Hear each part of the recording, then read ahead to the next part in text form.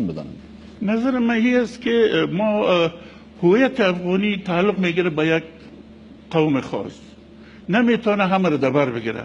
مثلا من تاجیک هستم، من افتخار دارم به تاجیک بودن خود و من کار میکنم، من تاریخ تاجیک ها رو نوشته میکنم و من میبینم که تاجیک ها چی انسان های در این ملک بودن، چی زحمتی کشیدن و این ملک ساختن و تا امروز تا اینجا رسیدن که البته دیگرها هم ساختند. شما ولی آنقدر یک دید قومگرایانه نخود داشته باشین. آنقدر که تاجیک ها کار کردن، آنقدر که زحمتی که تاجیک ها اینجا کشیدن، من باور ندارم کسایی که قدرت غصب کرده در اینجا کار کرده باشه.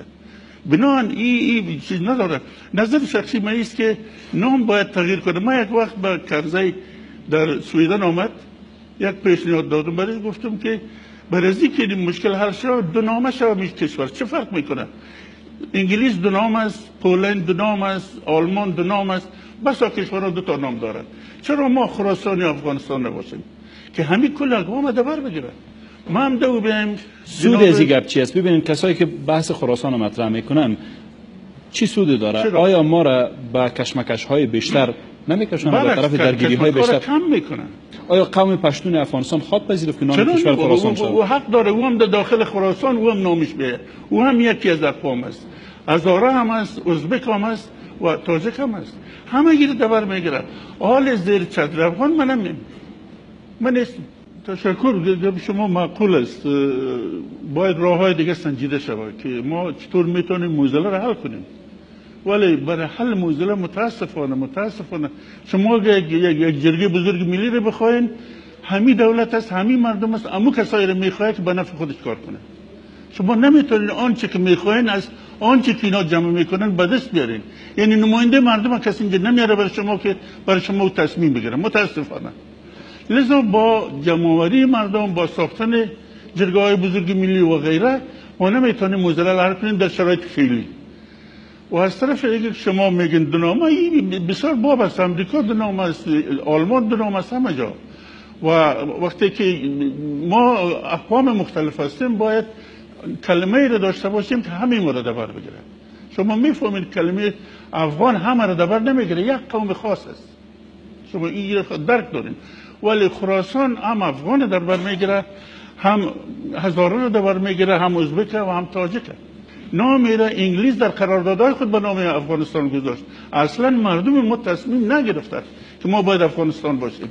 بنابراین یک نام آمدگی است، بیرونی است، تحمیل شده. ببینید آقای رهین، یک نکته است. افغانستان تنها کشور با نام قومی در منطقه نیست. شما تاجیکستان دارین، ازبکستان دارین، ترکمنستان، قرقیزستان، قزاقستان، گرجستان و حوزه مثلا کشورهای قفقاز، ترکیه، همه از اینا یک نوع نام‌های قومی دارن. وقتی که در اونجا جنجال بزرگ وجود نداشته باشه، چرا مثلا نام افغان بالای مملکت جنجال بزرگ باشه؟ خب اونا امو مسئله که پیشتر آقای رفیع گفت، ابو اکثریت مد نظر گرفتن. قوم اکثریت دیگرها تابعش است و کارشان پیش میاد، اصلا مشکلی ندارن. ولی اینجا اکثریت و اقلیت وجود نداره، این اقوام مختلف است. اینجا پشتون ها از نظر من اقلیت هستند، نه اکثریتی که دوستای دوام میکنن اگر ایسای دقیق گرفته شود. لذا ما نمیتونیم زیر یک نام اقلیت اکثریت برن. و همین وقتی که ما خراسان میگیم همگی شامل است. یک نامی که میتونه یک کمک دیگرها رو هم وقت بده که گویا زیر چتر محمد. تشکر. بخش دوم سوال شما پاسخ بدید. خراسان باشه یا آریانا، آریانا بهتر است از خراسان کرده. همین بود نی؟ یعنی او همه را دبر میگیره. چرا در آریانا ما هم میم. ما حتی برای نام افغانستانی هم اعتراضی ندارم. ما شما میفهمیم که وقتی که افغان میگیم همه اسناد نشان میده که افغان یعنی پشتون. وقتی که من خود افغان میگم، من افغانیستم، ما نزدیک ما پشتون هستم. در حالی که من میخوایم هویت خود داشته باشم، هویت خودم زنده بمانه. لذا من میگم در حالی که ما اگر افغانی میگیم ما شدیم پشتون، پس اگر افغانستانی میگیم یک کمی از این میبریم. یعنی که از کشور به نام افغانستان رو ما تبعیش. این یک نقطه باریکی داره. و در غیر از چون در اساسنامه در قانون اساسی آمده، فعلا ما مجبور هستیم میره پذیرفتیم و میپذیریم، این جای خودش. ولی در قسمت آریانا ما گپ شما چیز است، من یک وقت میخواستم پیشنهاد بتم که آریانا باشه، ولی اونجا صداهای بالا شد که بعضی اقوام دیگر را در نمیگیره، بعضی های دیگر در آریانا نمیان، لذا نامی باشه که همه اقوام بیه. از این لحاظ ما پیشنهاد دادیم که اگر اینطور. من به سوال شما دلم میخواد که کمی پیشتر برم. من میخوایم از دوره عبدالرحمن خان شروع کنم. اگر از دوره میشه که از احمد شاه بابا اگر مختصر بگیریم مشکل نیست. باید داریم که احمد شاه درانی روی شالوده خراسان بزرگ یک خراسان کوچک ساخت. یعنی یک دولت با کوچکتر از خراسانی که از ماوراءالنهر، از بخارا تا هندوستان ساحه داشت و امپراتورایی از کشور در ایران، مثلا غوری ها، بعدش سوری ها، لودی ها، همه حکومت کردن. گویا ما یک امپراتوری بزرگ داشتیم که اصلا همچین چیزهای در او وجود نداشت. بعدش بر شالوده از او احمد شاه کوچک ساخت و خود احمد شاه اصلا زبان فارسی زبان رسمی دولتیش بود، زبان خودش بود و خود احمد شاه کتاب به نام تاریخ احمد شاهی داشت که امروز تمام دوره شاهیش همیشه در اونجا هست و خود شاه خراسان میگفت و تمام اقوام کشور در اردوی از شامل بودن و کار میکردن که ما میتونیم یک کمی که از نظر ما این دوره را از دیگه دوره های پیش و بعدش برجسته کنیم. و بچهش تیمورشاه دیوان شعر داشت به زبان فارسی داری که تا هنوز هست و همه دربارش میدانند.